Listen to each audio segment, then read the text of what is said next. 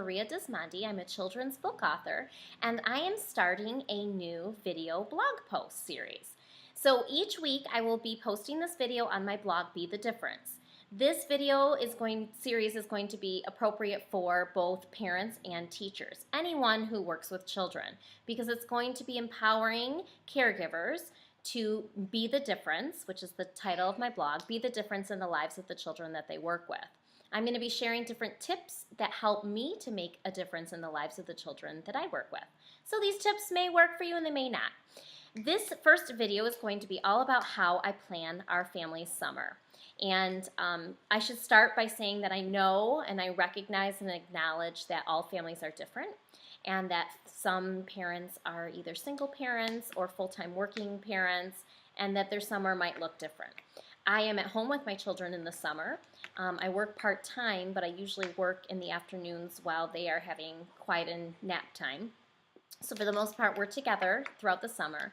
And so for those of you who maybe are single parents or full-time working parents, you could take some of these tips and maybe even plan out your summer and share it with the daycare providers. Maybe you have a nanny for your children, or maybe grandparents watch your children. So some of these tips could be adapted for your family's dynamics. All right, so the first thing I do to plan our family's summer is I get a blank calendar for the months of June, July, and August. Our summers in Michigan have fantastic weather, and so what I like to do is plan the summer out, because if I don't, then things get away from me and summer is over with. And my main objectives and priorities for our summer planning is to provide opportunities for my children to have memories made. And I want to be prepared so that when the going gets tough, as it often does as a parent, when we have a hot and sticky long day, I'm not apt to just go turn the television on and say, here, sit in front of the TV, because we're just tired and exhausted and I don't have a plan. As a parent, I have a limited amount of screen time that my children are allowed to watch, and once that time is up, I try very hard not to turn to those screens that are so easy to just put in front of your children to keep them busy. So in this case, I have a plan, and we're using our time wisely, and we're making memories.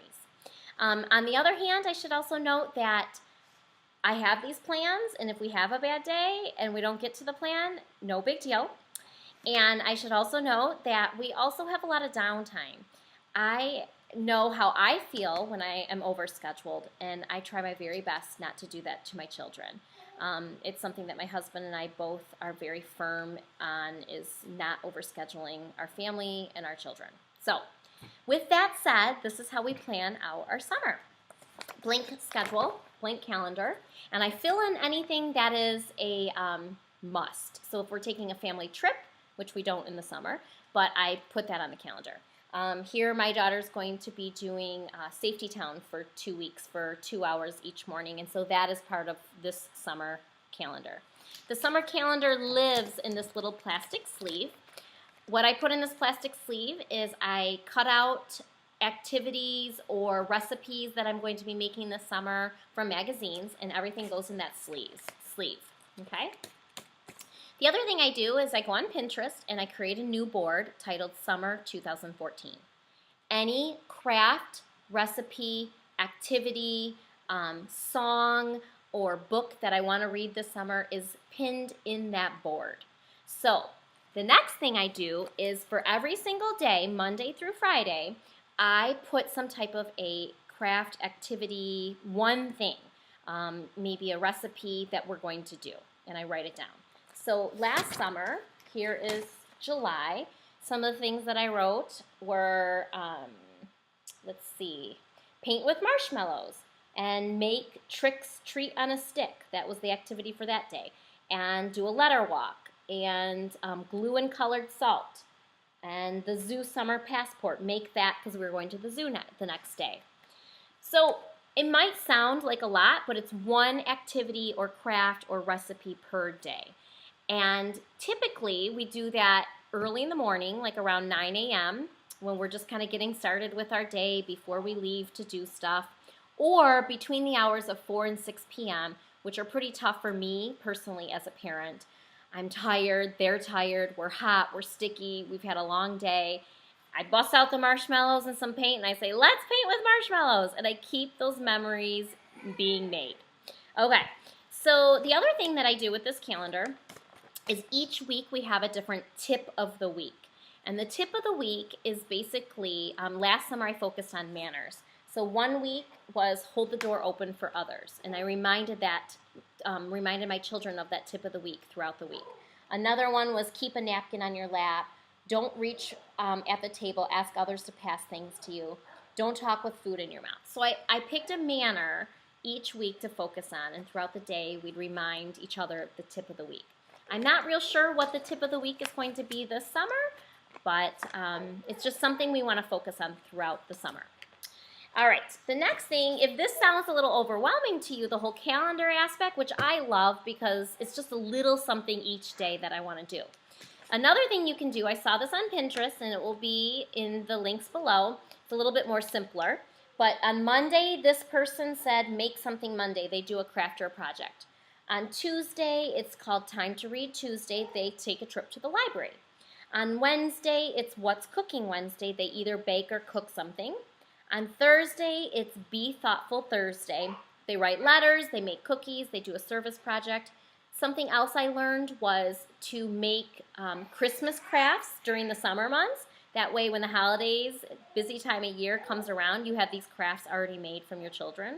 So that could be something you do on Thursdays. And on Fridays, it's called Somewhere Fun Friday. People go swimming, you visit a museum, you get out of the house.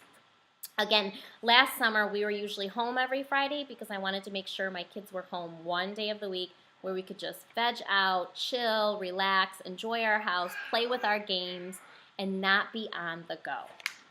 Okay, finally, the next thing is the summer bucket list. And I learned from hearing a speaker that it's very important to ask your kids, what do they want to do in the summer? You know, you want your kid to play the piano, you want your kid to play softball, you want your kid to do this, but what do they want to do? So last summer, and I just use this cute little paper and I write it in, or have your child write it in, what did my daughter want to do? And so some of the things she said last year were she wanted to play basketball, and that can be in the backyard. It doesn't need to be signing them up for basketball 3 days a week. She wanted to learn about zebras. She wanted to learn how to feed an elephant, and we did that on YouTube. And finally, she wanted to jump in the lake.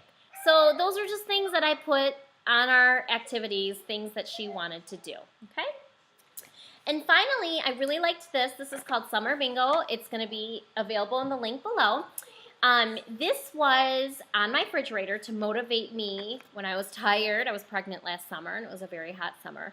Fun things that we could do. When we wake up and we don't have plans with friends or what have you, what can we do? I look at my summer bingo chart. If we don't get to it, no big deal. So this was not on my calendar because these were things that we were going to actually go and do that were not scheduled and were not planned. So let me tell you a couple things on our summer bingo list. Go see fireworks, have a summer party, plant flowers, go fishing, get ice cream from the ice cream truck. We did that a few times. Visit the splash pad, pick berries, have root beer floats, have a picnic outside with our stuffed animals, finger paint with pudding, a spa day at home, which was really fun on a hot day that none of us wanted to go outside. We stayed in the air conditioning. We pretended like we were at a spa. We painted our nails and listened to spa music. Let's see what else is on here. Make homemade bubbles, run and play in the sprinkler. So just simple activities. I kept it on the fridge. The lady who created this said that when they got 5 across or something, they went and had ice cream. We did not do that. But basically, it's about having a plan. It's about being organized, so that way you don't let those summer months fly by and then all of a sudden, what did we do? Oh my goodness, we watched a lot of TV and we played on the iPad. You have a plan. You're making memories. If you don't get to it, no big deal. Anything that I shared with you will be in the link below, and looking forward to chatting with you next week on another tip on how you can be the difference in the lives of the children that you work with. Thanks so much for tuning in. Bye-bye.